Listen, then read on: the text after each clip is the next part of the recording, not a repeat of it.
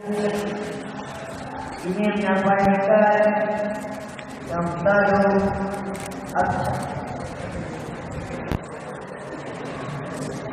nama saya Muhammad Syed Muhammad daripada Perak Malik sekolah di SMK.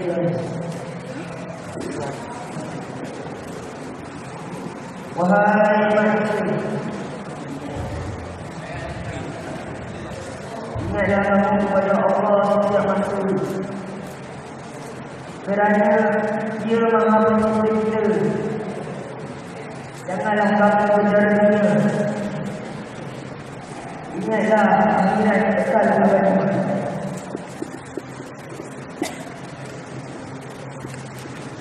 Manusia perlulah berfikir, kerana Tuhan boleh dimakan, dan binatang Tuhan memberi otak tapi tidak memberi akal.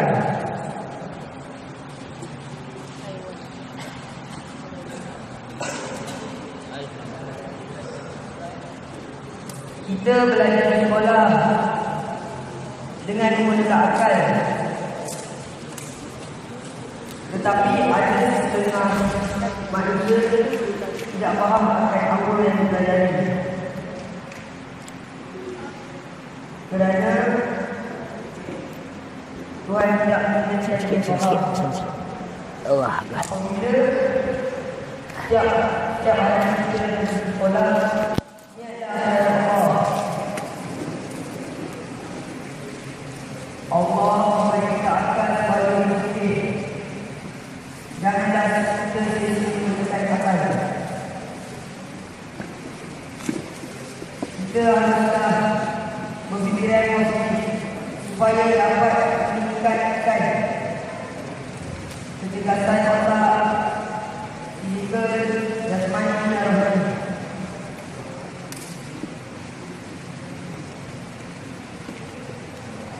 Manusia perlulah menggunakan akal supaya boleh berfikir dengan baik. Amalan ma'ruf nahi munkar,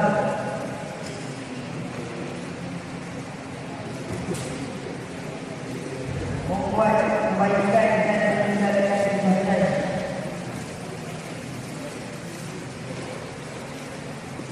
Saya sudah ingat wabillahi taufiq wal hidayah.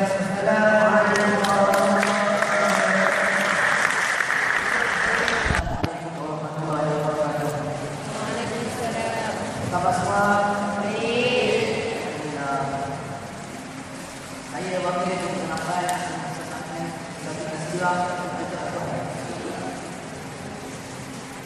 apa yang Allah kita lakukan?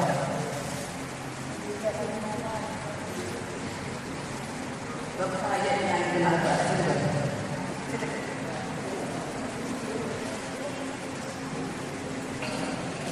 Al-Quran ini 62 ayat ke atas. Sebenarnya ulama berkata ayat Al-Quran ini 6219. Dan ada setengah lagi kata ayat Al-Quran ini 6227. Al-Quran ini ada beberapa bacaan daripada Imam Quran. Jadi bila orang baca surah An-Nas, surah An-Nas, tak ada salah. Sebab itu adalah setengah bacaan daripada Nabi Muhammad. Al-Quran ini pada ayat-ayat Al-Quran pada malam 17 Ramadan. Dari ayat ini, ayat pertama ini dengan Bismillahirrahmanirrahim. Iqra surah Al-Ladzi khalaq khalaqal insana alam Iqra al-Baqarah alladzi 'allama al-qalam 'allama al-insana ma lam ya'lam. Subhanallah. Dalam Al-Quran betul banyak pelajaran. Contohnya dari surah Al-Baqarah kita mendapat bahawa Muhammad tidak banyak belajar di dunia. Maka apalagi yang mau dalam kubur dengan tujuan dia. Al-Quran itu boleh dibaca dengan sangat berulang. Biasanya mahu baca selepas daripada ada ayat-ayat Al-Quran. Itulah Al-Fatihah baca surah Al-Ikhlas, surah Al-Falaq, atau surah Al-Nas. Kadang-kadang daripada surah-surah yang lain juga ada juga surah baca. Al-Quran juga ada yang dibaca dengan doa contohnya daripada surah Al-Baqarah ayat 102. A'udzubillahi minasyaitonir rajim. Bismillahirrahmanirrahim. Rabbana atina hasanah wa fil akhirati hasanah wa qina adzabannar. Jadi jelas dan seterusnya. Assalamualaikum.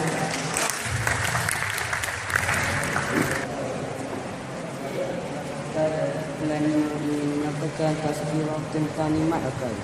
Baiklah, saya ingin bertanya kepada para hadirin, mengapa Allah mengangkat akal fikiran kepada kita? Kau sikit Kal. Tak dengar. Saya ingin bertanya kepada para hadirin,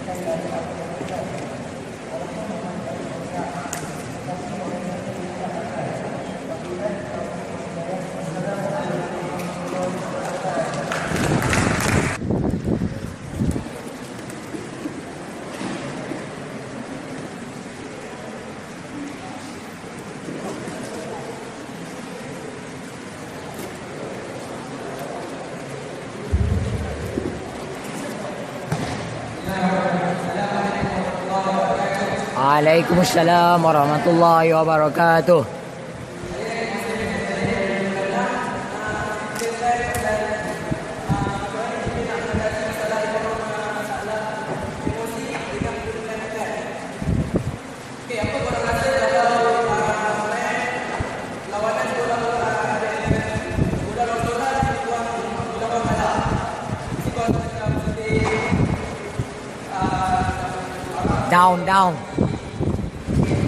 Down. Rasa down.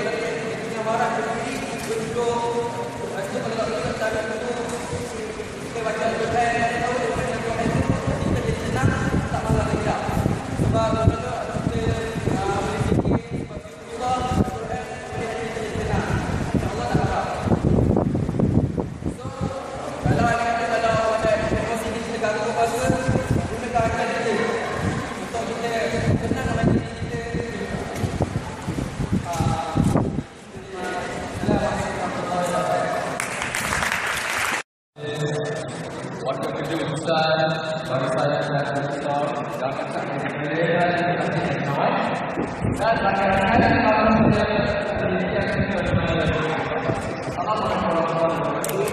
Saya instruksi dari bulan hidup akan bercakap mengenai cabaran yang dihadapi oleh negara kita dan membangun pada abad yang baiklah rakan-rakan sekalian, tidak dimiliki mempunyai bakat dan kebolehan yang boleh diasah agar kita dapat membawa nama negara, agama dan bangsa bersama dunia. Namun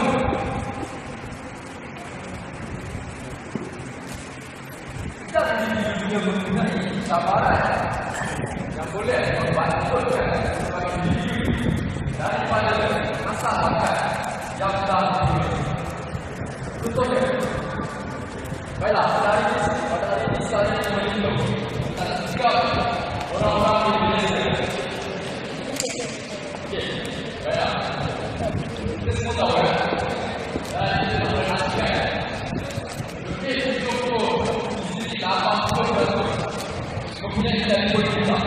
Maklum. Okey. Saya berkata, I will do that and do it now. That's maklum. Dan itu kata maklum. Kalau kita main banyak sangat kita akan membangkitkan diri. Okey, saya bertanya itu dulu dan saya sekarang. Dan saya meniru akan saya akan baru dan juga para pekerja. Jangan mudah buat diri dan juga seharusnya kita sentiasa ingat teknologi yang telah memerintahkan kita akan membawa pada kita dan kita akan membuat kita dan lebih malas dan bergantung pada teknologi. Kita tidak boleh bergantung semata-mata kepada teknologi. Kenapa? Kenapa kita lihat pada zaman ini kaum Nabi dia mengatakan kaum Nabi saya tidak tahu berapa, tapi 50%. Saya bagi cakap 50% orang yang mengawal ekonomi dunia, Wall Street, kita nampak Yahudi. Semua Yahudi sana, Yahudi sana. Kenapa Yahudi boleh mengawal ekonomi? Kerana orang-orang Yahudi tidak malas. Dan saya ingin mengingatkan juga rakan-rakan saya, kita haruslah menandingi sikap-sikap orang di luar negara yang sering berusaha untuk membawa negara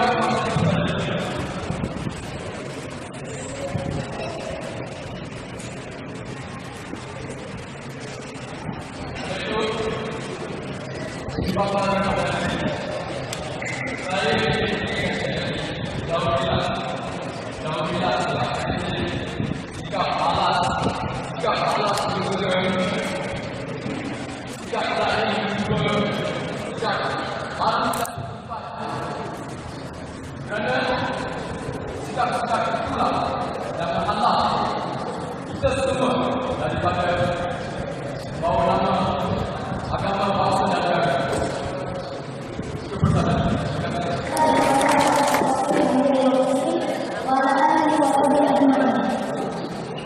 Wabillahi sadari wa yassir li amri wahlul 'uqdatam min lisani yafqahu qawli. Assalamualaikum warahmatullahi wabarakatuh.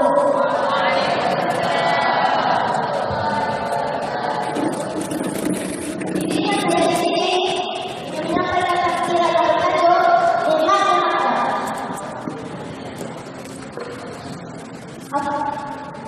Allah menyediakan untuk memberi akal kepada setiap manusia. Kita harus bersyukur kerana mendapat akal yang diberikan oleh Allah. Akal ialah satu benda yang boleh membedakan di antara manusia dan haiwan. Setiap keputusan yang bijak dan kelakuan yang baik ada akan mendapatkan akal yang sehat. Selain itu, untuk mendapatkan akal yang sehat, kita perlu mendapatkan ilmu yang bijak seperti menolong orang, bersedekah, beribadah, dan lain-lain. Dalam ayat suci Al-Quran Al-Karim, laqad qala al-insanu fi takwir. Surah At-Tin ayat 4. Sesungguhnya Allah menyediakan akal bagi setiap manusia. Ayat dalam kata-kata dari Sayyidina Ali berkata, orang yang paling kaya sekali adalah orang yang paling kaya bukan dari segi hartanya, malah orang yang kaya dari segi akalnya. Wabillahi taufiq wal hidayah.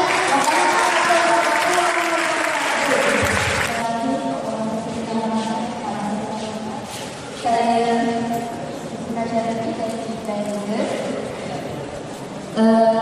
Assalamualaikum saya ucapkan kepada ayahanda kita, ayahanda tak ada kita tak apalah. Kesi-kesi kita, rakan-rakan dan semualah yang berada dalam dewan ini. Sebelum saya bagi tazkirah, tepuk tangan kepada da'i-da'i kita yang hebat ni. Okey, tazkirah pada hari ini bermakna fungsi akal kan? Okey, saya nak tahu akal kita kat mana? Cuba tunjuk. Kat mana? Kat kepala, kat sini. Salah. Kat mana? Salah. Okey, sebenarnya akal kita dia tersembunyi tau. Kalau kita cakap kat sini, ini otak. Maksudnya kita ni lebih kurang sama macam haiwan. Haiwan pun otak dia kat sini. Cuma haiwan tak ada akal. Akal kita Allah sembunyikan, kita tak nampak. Macam pahala, kita nampak ke? Tak kan? Semua okey tadi? Okey. Okey.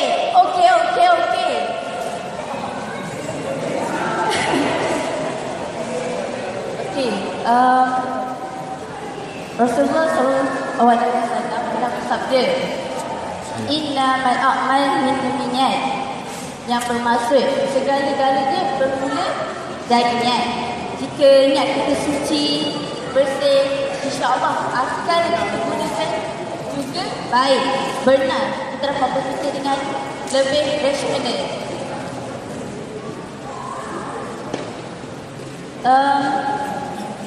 Andai kata dekat dom kita ni ada monyet, agak-agak ni kan, korang nak halau monyet tu macam mana? Korang bunuh ke atau korang halau macam tu?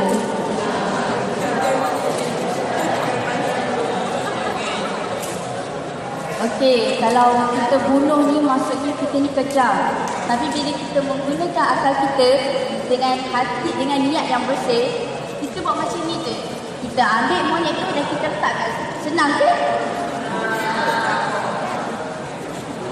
Dan saya nak cerita seorang Italis, sarjana Italis Barat, nama ni Dr. William Campbell. Dia tu belajar tentang Islam, dia hafal Al-Quran semua, tapi dia menentang Islam. Nampak tak, dia macam dia gunakan akal dia, tapi dia tak gunakan niat dia. Hati dia tak suci. Sebenarnya akal ni ibarat satu kunci yang penting tau. Dan akal dan niat itu ialah erat, macam pasangan couple kan. Okey, contohnya ini satulah, akal kita semua berbeza. Ada yang pandai dalam bidang ni, ada yang pandai dalam bidang tu. Dan tapi sebenarnya kalau akal kita berbeza, kita tak boleh tahu cakap macam ni. Alah, orang tu tak pandai pun, aku lagi pandai kan. Kita tak boleh. Rasulullah SAW pernah bersabda, kita ni bersaudara. So kalau macam ada yang terkurang tu, kita bergabung. Kita bergabung, lepas tu kita buat satu benda untuk menjadikan lagi lebih baik. Okay.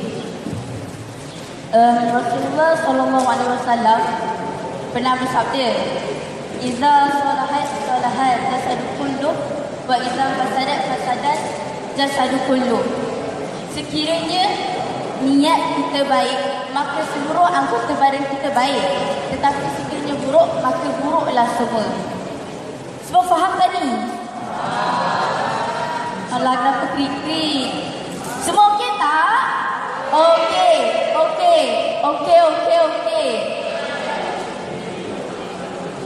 Okay. Ni semua penting, okey?